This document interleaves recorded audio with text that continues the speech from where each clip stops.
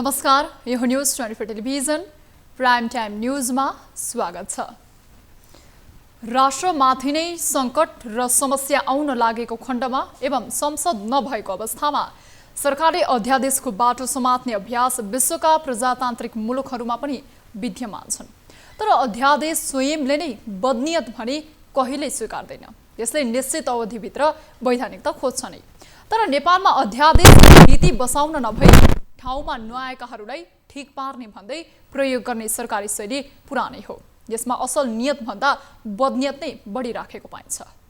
प्रधानमन्त्री केपी शर्मा ओलीले यसअघि दल बदल सम्बन्धी विधेयक र मंगलबार राष्ट्रपति विद्यादेवी भण्डारी मार्फत जारी गरिएको संवैधानिक परिषद सम्बन्धी अध्यादेशले अध्यादेशको मर्म, मूल्य र मान्यताको खेलले मात्र उडाएन, एउटा भयंकर आतंक नै सिर्जना गराएको छ। त्यो भन्दा डरलाग्दो के पनि पुष्टि भएको छ भने बालुवाटार र शीतल निवासमा सामिप्यताले मुलुकमा अगाडि जे पनि हुन सक्ने भएको बीजारोपण पनि गरेको छ। अब प्राइम टाइम न्यूजका हेडलाइन्स। संवैधानिक परिषदको बैठक सञ्चालन सम्बन्धी अध्यादेश जारी, सत्तारूढ नेताहरूकै आपत्ति, लोकतान्त्रिक विधि र पद्धतिको उपहास भएको टिप्पणी। हाम्रो पार्टीको मान्यता विपरीत, लोकतन्त्रको प्रणाली विपरीत हो यो। उखु किसानको भुक्तानी नगरे पक्राउ गर्ने चीनी उत्पादक संघलाई सरकारको चेतावनी। संघले माग्यो समय, माग पूरा गर्न उखु किसानको 2 शर्त। पूरा गर्नु छैन भने नेपाल सरकार प्रचलित कानुनमा जान्छ। स्वास्थ्य बीमा गरेको सेवाग्राहीहरूले पाएनन् बीमा अन्तर्गत पाउनुपर्ने सामान्य उपचार।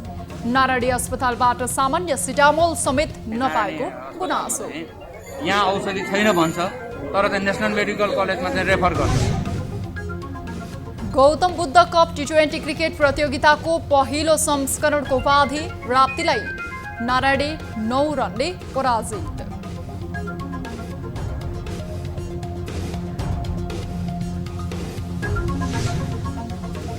र अमेरिकामा कोरोना विरुद्धको पहिलो खोप नर्सलाई सान्ड्रा लिन्डसे अमेरिकामा खोप लगाउने पहिलो व्यक्ति।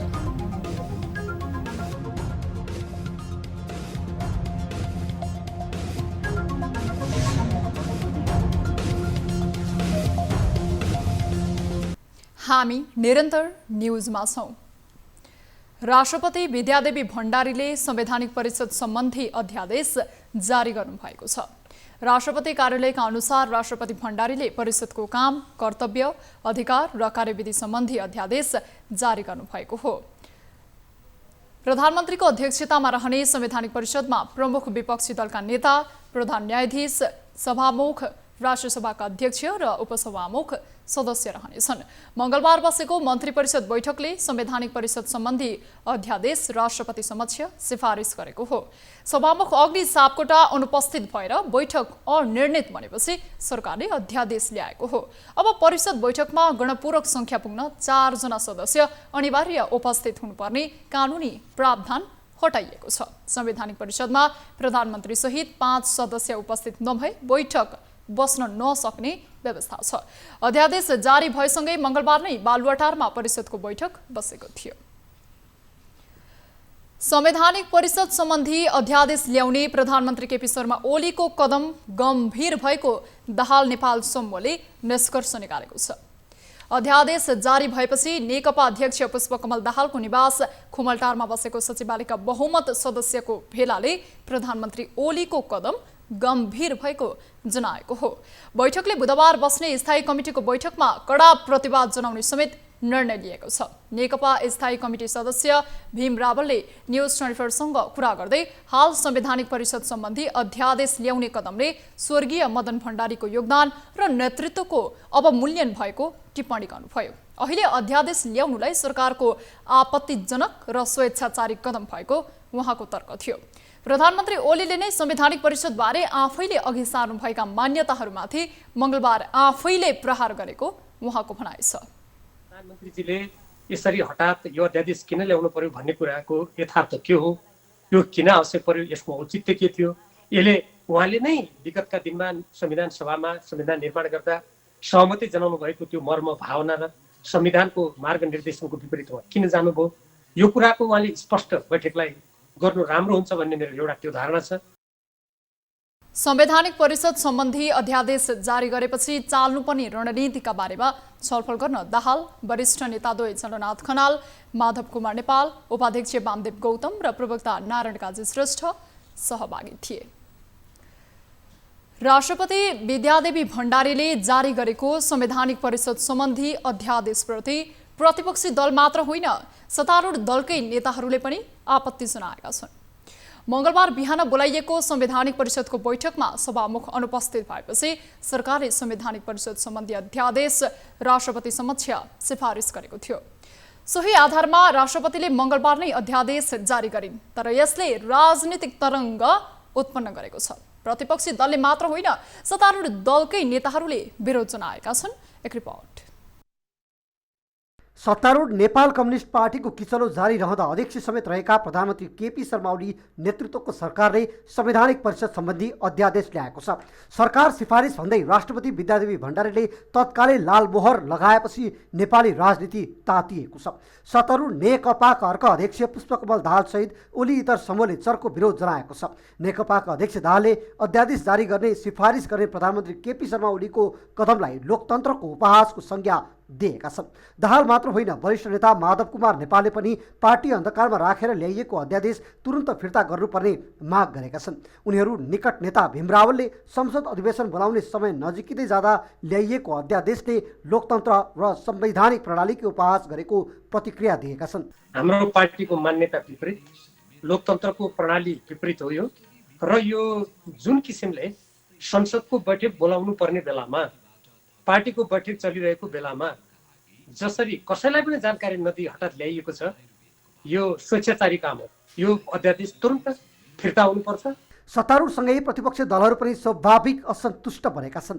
प्रमुख प्रतिपक्षी दल नेपाली कांग्रेसका महामन्त्री शशाङ्क कोइरालाले सरकारले संसद छलेर संवैधानिक पद्धति मिचेको आरोप लगाएका छन्। महामन्त्री कोइरालाले अध्यादेश यथावत रहेसम्म बोलाइने परिषदको बैठकमा कांग्रेस अनुपस्थित हुने बताएका छन्। सरकारले आफ्नो सञ्चालन गर्नको लागि अध्यादेश ल्याउनु भनेको पार्लियामेन्टलाई निस्तेज बनाउने हो, पार्लियामेन्टको मद्दतबाट आउनु पर्ने हो। तर अहिले चाहिँ सरकारले अध्यादेश ल्याएको छ, त्यो गलत भयो। यो हाम्रो लोकतन्त्रमा हामीले त सदनको अपमान गरेको जस्तो भयो। उता जनता समाजवादी पार्टीको प्रतिक्रिया पनि भिन्न छैन। जनता समाजवादी पार्टीका अध्यक्ष उपेन्द्र यादवले पनि सरकार संघीय लोकतान्त्रिक व्यवस्थाको बर्खिलाफ उत्रिएको आरोप लगाएका छन्। जनताको सार्वभौम सत्ताको अभ्यास संसदबाट हुन्छ र संसदकै प्रमुखलाई, सभामुखलाई चाहिँ के छ भने संवैधानिक परिषदको बैठकबाट बाहिर राखेर अध्यादेश ल्याएर चलाउनु भनेको कतै न कतै जनताको सार्वभौम सत्ताको अवहेलना गरेको हो र लोकतन्त्रलाई उपेक्षा गरिया हो, विधिको शासनलाई उपेक्षा गरिया हो। तर प्रधानमन्त्री ओली र उनी निकट नेताहरूले भने संवैधानिक परिषद सम्बन्धी अध्यादेश संविधान कार्यान्वयनका लागि ल्याउनु परेको बताएका छन्। उनीहरूले संवैधानिक परिषद अनिर्णयको बन्दी भएकाले अध्यादेश मार्फत नयाँ प्रावधान ल्याइएको तर्क दिएका छन्।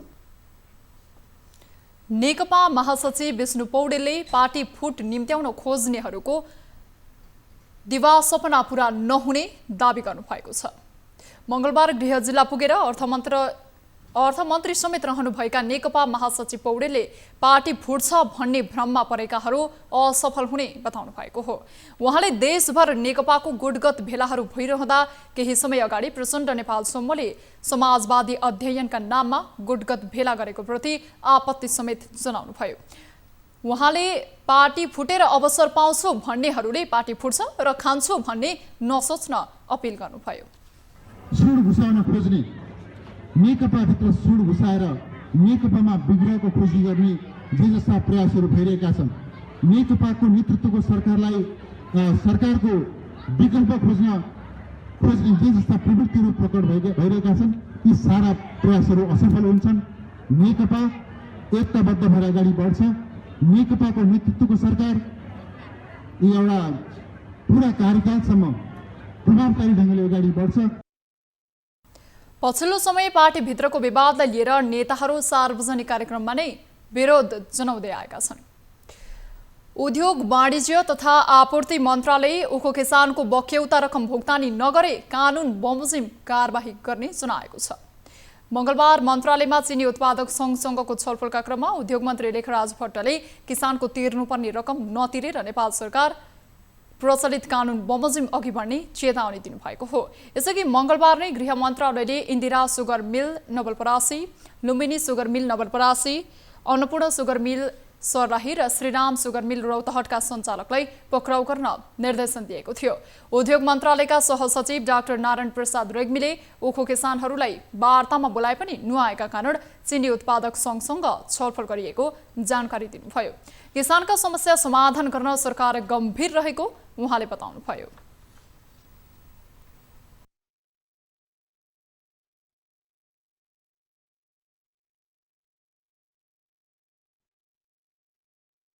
उद्योग हाम्रो मन्त्रालय अन्तर्गत भएको हुनाले उद्योगीहरूको हकहितको साथै किसानको हकहित पनि उत्तिकै महत्त्वपूर्ण हुन्छ।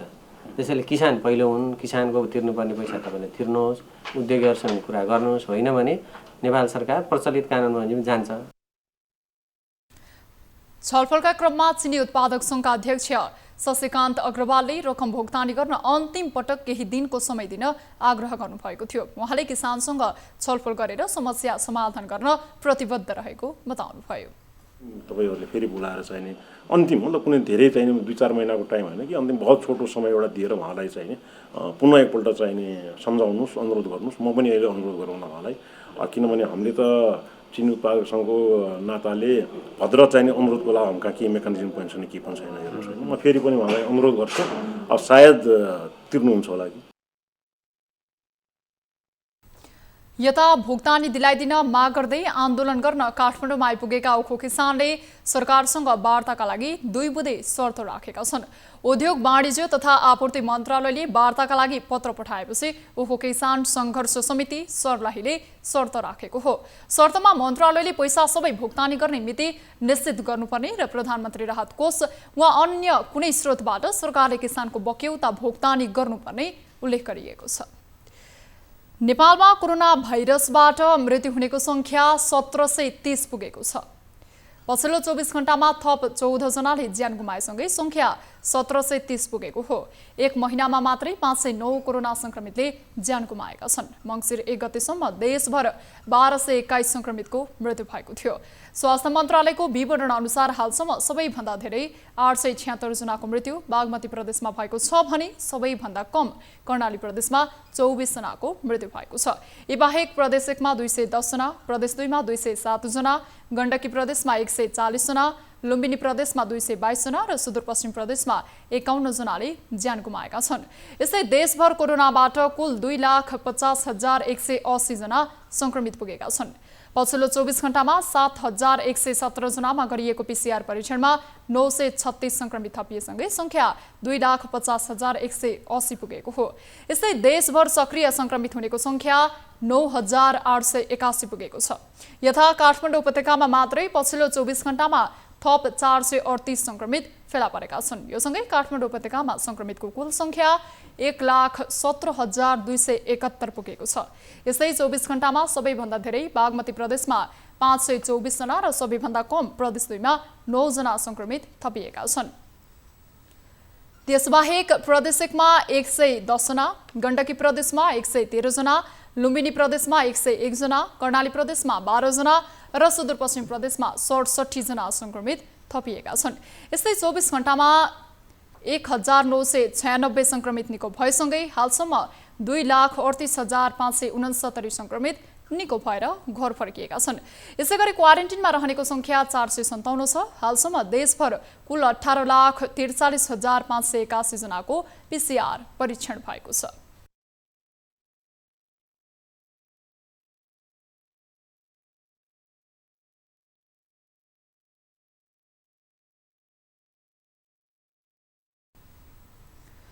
सत्तारूढ दल नेपाल कम्युनिस्ट पार्टीको घर झगडा संवैधानिक परिषदमा समेत देखिएको छ।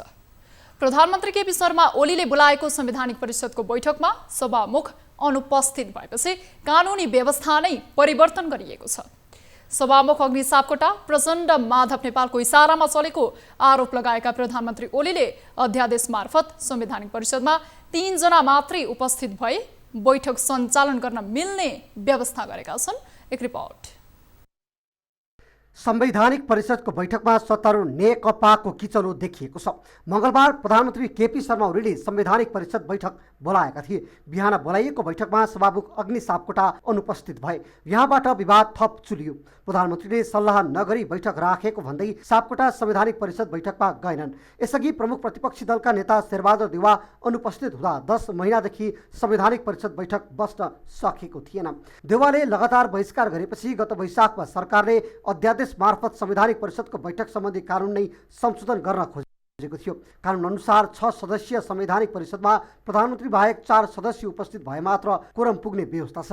परिषदमा प्रधानमन्त्री अध्यक्ष र प्रधान न्यायाधीश, सभामुख, राष्ट्रिय सभाका अध्यक्ष, विपक्षी दलका नेता र उपसभामुख सदस्य रहने संवैधानिक व्यवस्था छ। हाल उपसभामुख रिक्त रहेकाले 5 जना मात्र सदस्य छन्। अध्यादेशमा के छ? अध्यादेशको दफा 2 मा संवैधानिक परिषद काम, कर्तव्य, अधिकार र कार्यविधि सम्बन्धी ऐन 2066 को दफा 6 मा संशोधन।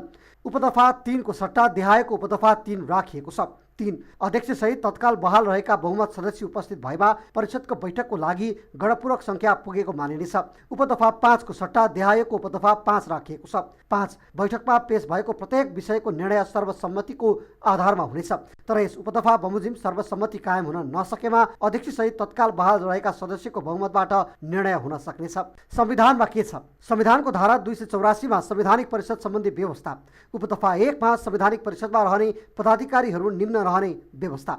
1 प्रधानमन्त्री अध्यक्ष, 2 प्रधान न्यायाधीश सदस्य, 3 प्रतिनिधि सभा सभामुख सदस्य, 4 राष्ट्रिय सभाका अध्यक्ष सदस्य, 5 प्रतिनिधि सभाको विपक्षी दलका नेता सदस्य, 6 प्रतिनिधि सभाको उपसभामुख सदस्य। यो अध्यादेश जारीपछि संवैधानिक परिषदमा 3 जना मात्र उपस्थित भए बैठक सञ्चालन गर्न मिल्ने व्यवस्था छ।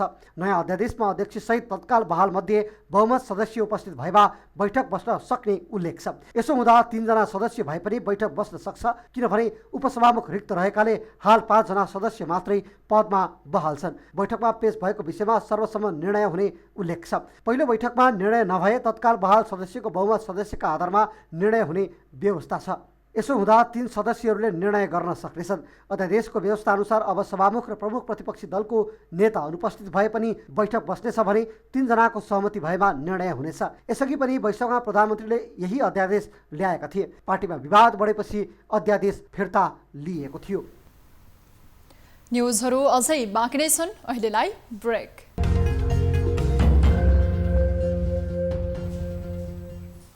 हामी निरन्तर न्युजमा छौँ। सामान्यतया स्वास्थ्य सेवा नागरिकको मौलिक अधिकार हो।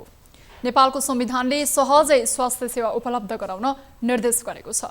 कतिपय कानुनहरूले पनि निश्चित औषधि उपचार निःशुल्क गराउने व्यवस्था गरेको छ, तर कार्यान्वयन भएको आम नागरिकले महसुस गर्न पाएका छैनन्।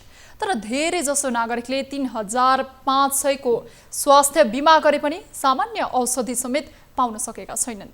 3500 को बिमाले 5 जना परिवारले वार्षिक 1 लाखको उपचार निःशुल्क पाउने भनेर बिमा गरे पनि कतिपय नागरिकले स्वास्थ्य बिमाबाट सामान्य उपचार पनि पाएका छैनन्। एक रिपोर्ट।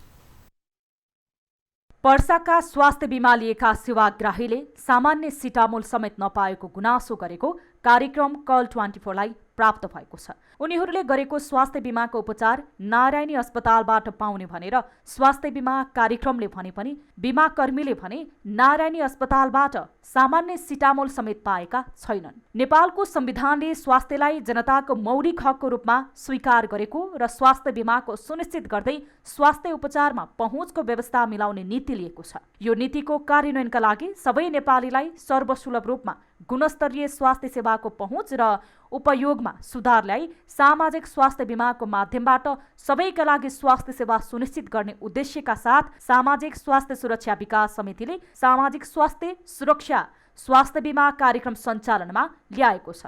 यस कार्यक्रमले स्वास्थ्यमा सर्वव्यापी पहुँच तथा नेपाललाई सशक्त बनाउँदै सन् 2030 सम्म दिगो विकास लक्ष्य प्राप्त गर्न महत्त्वपूर्ण भूमिका खेल्ने विश्वास गरेको थियो। तर पछिल्लो समय स्वास्थ्य बिमा गरेको सेवाग्राहीहरूले बिमा अन्तर्गत पाउनुपर्ने सामान्य उपचार पाएका छैनन्। विभिन्न औषधि निशुल्क पाउनुपर्ने भए पनि उनीहरूले नारायणी अस्पतालबाट सामान्य सिटामोल समेत नपाएको गुनासो गरेका छन्। अब अहिले यहाँ जुन देखा परिरहेको छ हाम्रो नारायणी अस्पतालमा चाहिँ यहाँ औषधि छैन भन्छ, तर चाहिँ नेसनल मेडिकल कलेजमा चाहिँ रेफर गर्छ। नेसनल मेडिकल कलेजमा चाहिँ औषधि पाउने, अनि यहाँ किन नपाउने? सरकारको यत्रो चाहिँ नि लगानी भएको सरकारी अस्पतालमा चाहिँ नपाउने, त्यो नेसनल मेडिकल कलेज प्राइभेट अस्पतालमा चाहिँ त्यो औषधि कसरी पाउँछ भनेर यहाँबाट चाहिँ बिमाको चाहिँ समितिले चाहिँ यहाँबाट रेफर गर्छ। यसमा पनि केही षड्यन्त्र छ यसमा, किन भन्दाखेरि हाम्रो सरकारी अस्पतालको पेसेन्टहरू चाहिँ नि प्राइभेट अस्पतालमा चाहिँ नि त्यहाँ औषधि पाउँछ भने किन त्यहीँ नदेखाउने त भनेर मान्छे त्यहीँ डाइभर्ट होस् भन्ने किसिमको चाहिँ नि यहाँ चाहिँ नि आन्तरिक रूपमा चाहिँ चलखेल भएको जस्तो चाहिँ देखिन्छ। नेपाल सरकारले स्वास्थ्य बिमा लागू गरी वर्षेनी एक परिवारका 5 जना सदस्यका लागि 3,500 रुपैयाँ स्वास्थ्य बिमा लागू गरेको हो। विभिन्न किसिमका औषधि प्रदान गर्ने उल्लेख गरेको छ, तर बिमाग्राहीले सामान्य सिटामोल समेत पाएका छैनन्। 3-4 महिना भइसक्यो, आधा दबाई पाउँछु, आधा दबाई पाउँदैन। अनि दबाई लिन आउँदाखेरि यहाँ छैन, आएकै छैन भनेर पठाइदिन्छ। के गर्नु, दबाई खानुपर्छ, आमाको दबाई हो यो, अनि त्यसैको लागि जे पाउँछ त्यही खुसीले लिएर जान्छ। इन्डियन दबाई डाक्टरले लेखेको हुन्छ, नेपाली दबाईले दर्ती लिएर पठाइदिएको हुन्छ। आज मेरो 4 दिन भयो, आज 4 दिन भयो, रिपोर्ट पनि आएको थिएन।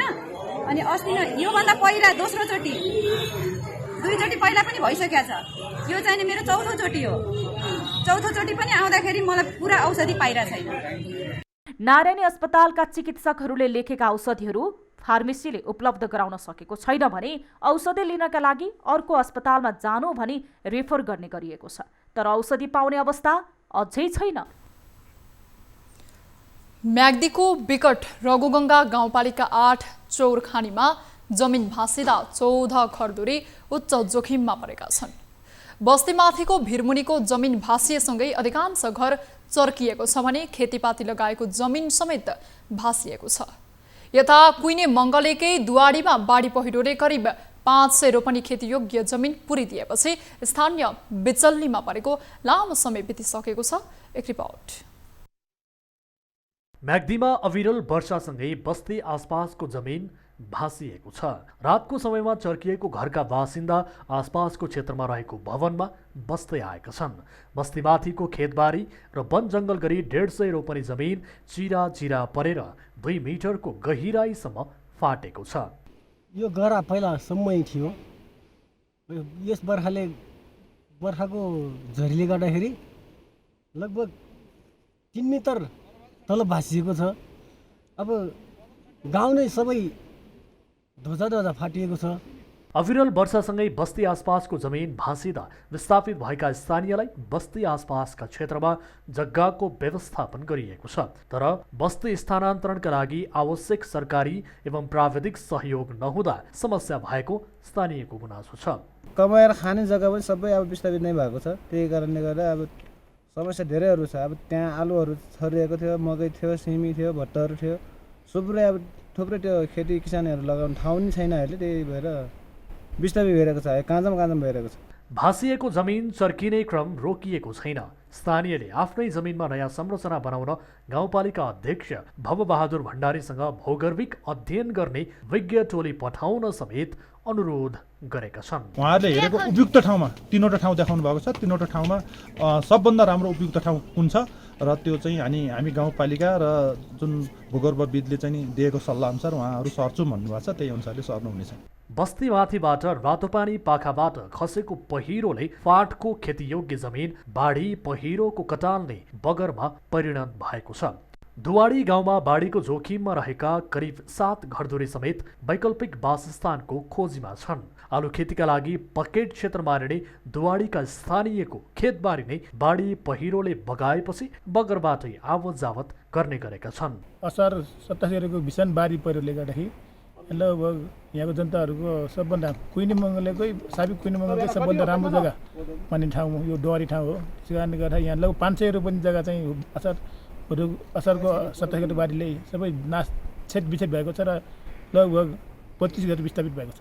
सरकारले विपद सङ्कटग्रस्त क्षेत्र घोषणा गरेको जिल्लामा जोखिमयुक्त बस्तीहरूको भौगर्भिक अध्ययन सुरु गरे पनि विपदमा ठूलो जनधनको क्षति भएको म्याग्दीमा भने विज्ञको टोली परिचालन गर्ने कुनै सुरसार देखाएको छैन।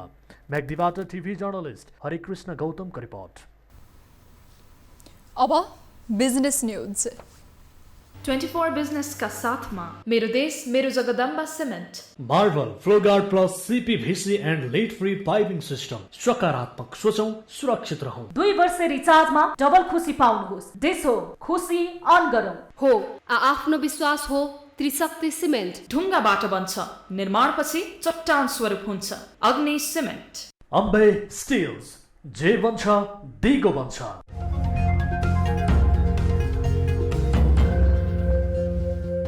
सरकारले अनुमति दिएपछि ठमेलका रात्रिकालीन व्यवसाय मंगलबारदेखि सञ्चालनमा आउने भएको छन्। कोभिड-19 का कारण विगत 9 महिनादेखि बन्द रहेका होटल व्यवसाय सञ्चालन गर्ने निर्णय भएको ठमेल विकास परिषदले जनाएको छ।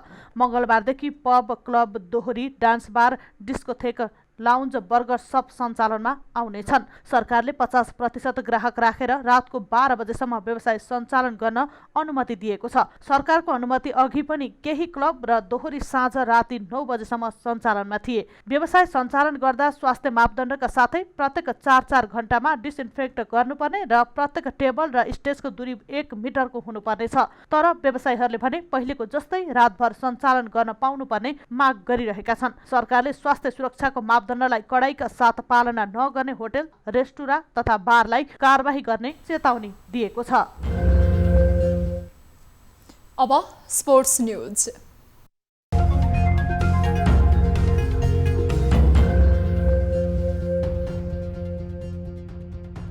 राप्ती टिमले Gautam Buddha cup T20 cricket प्रतियोगिताको उपाधि जितेको छ। फाइनल खेलमा नारायणलाई 9 रनले पराजित गर्दै राप्तीले पहिलो संस्करणको उपाधि जितेको हो। भरतपुरमा निर्माणाधीन गौतम बुद्ध अन्तर्राष्ट्रिय क्रिकेट रङ्गशालाको नमुना मैदानमा 144 रनको लक्ष्य पछ्याएको नारायणले 20 ओभरमा 9 विकेट गुमाएर 134 रनमा समेटियो।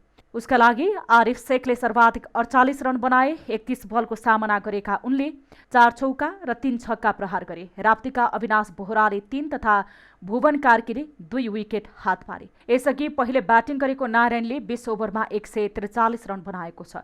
उत्कृष्ट सुरुवात गरेको राप्तीको लागि कुशल भुत्तेले सर्वाधिक 42 रनको आक्रामक पारी खेले। नारायणीका साहाब आलमले 3, सुसन भारीले 2 र कप्तान करण केसीले 1 विकेट हात पारे। 3 टिम सहभागी प्रतियोगितामा बागमती प्रदेश क्रिकेट संघले आयोजना गरेको थियो। लामो समयदेखि क्रिकेट ठप्प रहेको कारण क्रिकेट चलायमान बनाउन प्रदेश क्रिकेट संघले प्रतियोगिता आयोजना गरेको हो। अब विद्या बस्नेतका साथमा फटाफट न्यूज।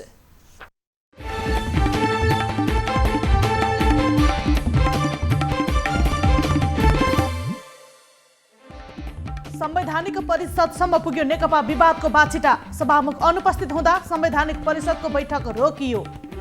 संवैधानिक परिषद सम्बन्धी अध्यादेश जारी। सभामुख बिने बैठक बस्न बाटो खुल्यो। सभामुख र प्रमुख प्रतिपक्ष दलका नेताको अनुपस्थितिमा बैठक बस्यो। सरकारले संवैधानिक परिषदले अध्यादेश ल्याए पनि सत्तारूढ दल नेकपा भित्र हलचल। खुमलटार बैठकको निष्कर्ष अध्यादेश विरुद्ध एक हुने। 9 महिनासम्म बन्द पशुपतिमा आज राष्ट्रपतिको उपस्थितिमा गरियो क्षमा पूजा। भोलिदेखि भक्तजनलाई खुला गरिने। मन्दिर प्रवेश गर्न भक्तजनले अनिवार्य मास्क लगाउनु पर्ने। पछिल्लो 24 घण्टामा 7117 जनाको परीक्षण गर्दा 936 जना कोरोना संक्रमित थपिए। संक्रमितको संख्या 2,50,000 नाघ्यो। कोरोना संक्रमण रोकथाम नियन्त्रण तथा उपचार कोषबाट चालु आर्थिक वर्षको पहिलो 5 महिनामा 1.5 अर्ब रुपैयाँ खर्च। 38.5 करोड मौजदात। स्वास्थ्य मापदण्ड पालना गरेर चलचित्र छायाङ्कनका लागि सरकारले दियो अनुमति। हल सञ्चालनका सम्बन्धमा भने भएन निर्णय। सरकारसँग वार्तामा बस्न उखु किसानले अघि सारे 2 शर्त। पैसा नदिने व्यापारीलाई पक्राउ गर्ने गृहको निर्णय। काठमाडौँ उपत्यकामा निःशुल्क खाना खुवाउँदै आएको संस्थाले बेरोजगारलाई रोजगारी दिने। हाम्रो टिम नेपाल संस्थाले काम नपाउनेहरूलाई कृषि फार्ममा रोजगारी दिने। सेवाग्राही मैत्री बन्दै मुगुको जिल्ला प्रशासन कार्यालय सधैँभरि सुनसान रहने प्रशासनमा सेवा लिनेको संख्या बढ्यो। रौतहटमा बाल विवाह गराउन खोज्ने पण्डित र बेहुला सहित 6 जना प्रहरी नियन्त्रणमा। बालिका र उनीहरूको आफन्तलाई पैसाको प्रलोभनमा पारी विवाह गर्न प्रेरित गरेको प्रारम्भिक अनुसन्धान। मोरङको ग्रामथानमा ज्येष्ठ नागरिक भवनको शिलान्यास। चालु आर्थिक वर्षमा ज्येष्ठ नागरिक ग्राम निर्माणका लागि 3 करोड 50 लाख बजेट विनियोजन। कोरोना महामारीपछि बन्द गरेको भारत र चीनसँगको सीमालाई अझै बन्द गर्ने निर्णय। तराईका जिल्लाहरूमा भने सीमा नाका खुल्ला गर्नुपर्ने माग सहित केही दिनदेखि स्थानीय प्रदर्शनमा। कर्णाली करिडोर अन्तर्गत सिमकोटे हिल्सा सडक खण्ड 6.5 वर्षसम्म 1.5 किलोमिटर चट्टान छिचोल्नमै अल्झियो। 4 पटक म्याद थप गरे पनि हुम्लाको उत्तरी नाका चीनसँग जोड्ने योजना अधुरै। कोरोना भाइरसको महामारीले प्रभावित बनेको जुडो खेलको प्रशिक्षण आजदेखि सुरु। नयाँ बजार स्थित बहुउद्देश्य मार्शल आर्ट्स केन्द्रमा राखेप र स्थानीय तहसँगको सहमतिमा प्रशिक्षण सुरु। Gautam Buddha cup T20 cricket प्रतियोगिताको पहिलो संस्करणको उपाधि राप्तीलाई। नारायणी 9 रनले पराजित। 10 वर्षमा ठुला 8 जहाज खरिद गर्ने नेपाल वायुसेवा निगमको योजना। सन् 2021 मा वार्षिक 23 अर्ब 76 करोड खर्च हुने, प्रत्येक वर्ष 9% वृद्धि हुने प्रक्षेपण। भारतमा कोरोना संक्रमितको संख्या 79 लाख पुग्यो। 1,43,000 को मृत्यु। अमेरिकी राष्ट्रपतिमा जो बाइडेनको जितले पायो औपचारिकता। जनवरी 20 मा शपथ लिने, ट्रम्पद्वारा अझै पराजय अस्वीकार। 9 जनाको हत्या गर्ने जापानका ट्विटर कलरलाई मृत्युदण्डको सजाय। ट्विटर कलरको नामबाट चिनिने जापानका कुख्यात हत्यारालाई मृत्युदण्ड दिइने। युरोपेली सङ्घ EU र बेलायतले बहिर्गमन ब्रेक्जिट पछिको व्यापार सम्झौतालाई जारी राख्ने विषयमा सहमति। 31 डिसेम्बरसम्म सम्झौता हुन नसके दुवैले विश्व व्यापार सङ्गठनका नियमहरू मान्नुपर्ने। रुसी राष्ट्रपति भ्लादिमिर पुटिनले औपचारिक रूपमै अमेरिकी राष्ट्रपतिमा निर्वाचित जो बाइडेनलाई बधाई। सहकार्यका लागि तयार। काबुलका डेपुटी गभर्नर मोहेबी र उनको सुरक्षाकर्मीको विस्फोटमा परि मृत्यु। सवारी साधनमाथि अज्ञात समूहद्वारा बम प्रहार। र अमेरिकामा कोरोना विरुद्धको पहिलो खोप नर्सलाई। सान्ड्रा लिन्डसे अमेरिकामा खोप लगाउने पहिलो व्यक्ति।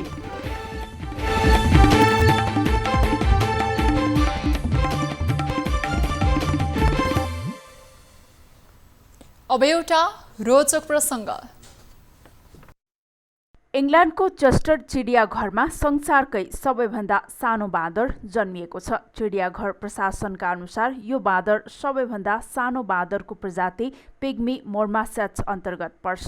जुम्ल्याह पिग्मी मोर्मासेट्सको लम्बाइ 2 इन्च र तौल 10 ग्राम मात्र रहेको चिडियाघर प्रशासनले जनाएको छ। बाँदरको हेरचाह गर्नेका अनुसार 2वटा बाँदर नै कपालको डल्लो जत्रा मात्र छन्। उनीहरूका अनुसार माउ बाँदरले बच्चा जन्मिएको 2 दिनमा नै पिठ्युमा राखेर घुमाउन सुरु गरेको छ। यो प्रजातिका बाँदर माउलाई आकर्षित गर्न ठुलो आवाज निकालेर चिच्याउने गर्दछन्। यो बाँदरको प्रजाति पश्चिम ब्राजिल, पेरू, इक्वाडर र कोलम्बियाका साथसाथै साउथ अमेरिकाको जङ्गलमा पाइन्छन्। अब प्राइम टाइम न्यूज सक्नु अघि अहिलेसम्मका हेडलाइन्स पुनः एकपटक। संवैधानिक परिषदको बैठक सञ्चालन सम्बन्धी अध्यादेश जारी। सत्तारूढ नेताहरूकै आपत्ति। लोकतान्त्रिक विधि र पद्धतिको उपहास भएको टिप्पणी। हाम्रो पार्टीको मान्यता विपरीत, लोकतन्त्रको प्रणाली विपरीत हो यो। उखु किसानको भुक्तानी नगरे पक्राउ गर्ने चिनी उत्पादक सङ्घलाई सरकारको चेतावनी। सङ्घले माग्यो समय, माग पूरा गर्न उखु किसानको 2 शर्त। उद्योगीहरूसँग कुरा गर्नुहोस्, होइन भने नेपाल सरकार प्रचलित कानुनमा जान्छ। स्वास्थ्य बिमा गरेको सेवाग्राहीहरूले पाएनन् बिमा अन्तर्गत पाउनुपर्ने सामान्य उपचार। नारायणी अस्पतालबाट सामान्य सिटामोल समेत नपाएको गुनासो। यहाँ औषधि छैन भन्छ, तर चाहिँ नेसनल मेडिकल कलेजमा चाहिँ रेफर गर्छ। Gautam Buddha cup T20 cricket प्रतियोगिताको पहिलो संस्करणको उपाधि राप्तीलाई। नारायणी 9 रनले पराजित।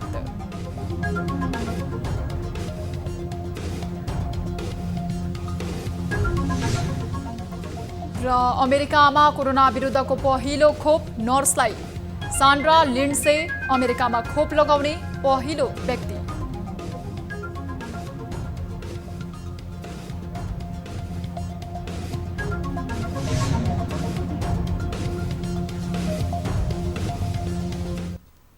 प्राइम टाइम न्यूज अहिलेलाई यति नै। जाँदा जाँदै ताली र गालीका लागि हामीले सोधेको प्रश्नको अन्तिम जवाफ यसपछि प्रसारण हुने कार्यक्रम सीधा कुरा जनतासँगमा हेर्नुहोला।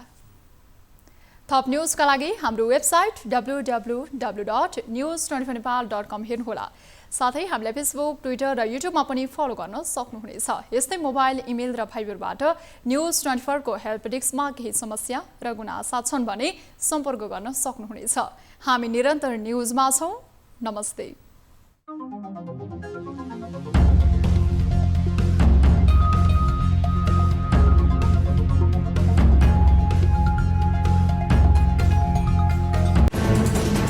कोरोनाले सृजना गरेको सङ्कटमा पल पलका न्युज अपडेट र हर क्षेत्रको कभरेजका लागि News24 नेपाल युट्युब च्यानललाई सब्स्क्राइब गर्नुहोला।